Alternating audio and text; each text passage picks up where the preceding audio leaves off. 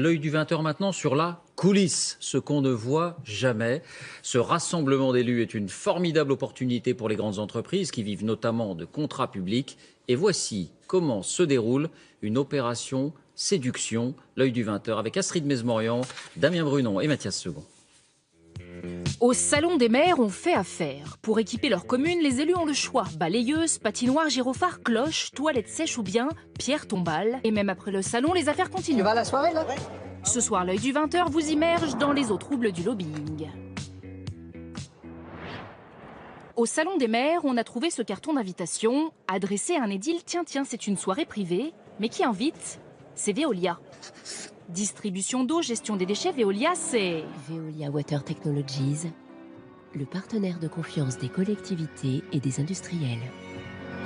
Des millions d'euros de contrats avec les collectivités. Bon, nous, on n'était pas invités, mais on a suivi la petite pancarte Veolia. On a quitté le salon avec une 60aine d'élus, clients de l'entreprise pour la plupart. Côté transport, tout est prévu. Allez, c'est parti. En vacances. Direction le Palais de la Découverte, un lieu prestigieux. Nous filmons en caméra cachée. Le musée a été privatisé pour la soirée, coût de la location 22 000 €. Première activité, visite privée d'une exposition sur les dinosaures.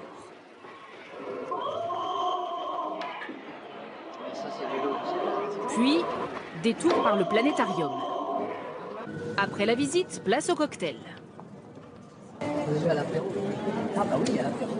Le repas coûte 170 € par invité. Voici le menu. En ajoutant la location, la soirée coûte 450 € par élu selon nos calculs. Et c'est bien une soirée d'affaires, car à chacune des 19 tables, les élus côtoient un interlocuteur régional de Veolia. Et l'un d'entre eux est très clair sur l'objectif de la soirée. L'intérêt, c'est de tisser des liens. On va dire presque extra-professionnels. Fidélise en tout cas. Votre but, c'est quand même de fidéliser des clients, éventuellement d'en trouver d'autres.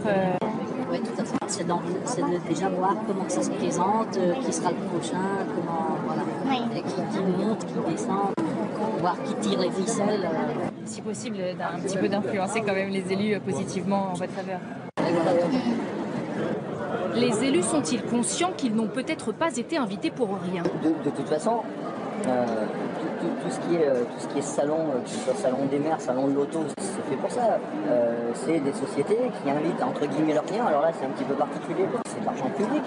Mais Veolia, j'imagine que leur business, eux, c'est de prendre la part de marché au maximum. Donc ce sont des opérations de séduction. Ils ont sorti les gros moyens. Là, je pense pas qu'il y ait quelqu'un qui soit dupe ici.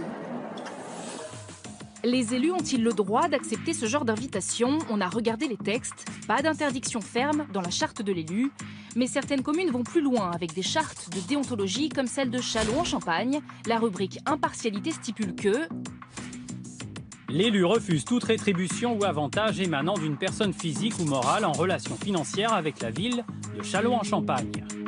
Et figurez-vous que Bruno Bourbrock, élu de cette même ville, ici en photo signant son contrat avec Veolia, était invité mardi soir. Alors on est allé le voir tout à l'heure au Salon des maires. Veolia est en relation financière avec votre collectivité. C'est exact. J'ai été invité à dîner. Et alors pour vous, ça pose pas de problème? Non. Non. Finalement, vous avez signé une charte que vous respectez pas. Je n'ai pas eu le sentiment de violer ni ma conscience, ni les intérêts de la collectivité. Selon lui, pas de contre-indication avec la charte pour une invitation à dîner. Ce soir, nous avons reçu cette réponse du service de presse de l'entreprise. Elle assume son opération de relations clients qui respecte en tout point la législation française. Quant au coût de la soirée, Veolia contredit nos calculs, estimant à 308,22 € le coût de l'invitation.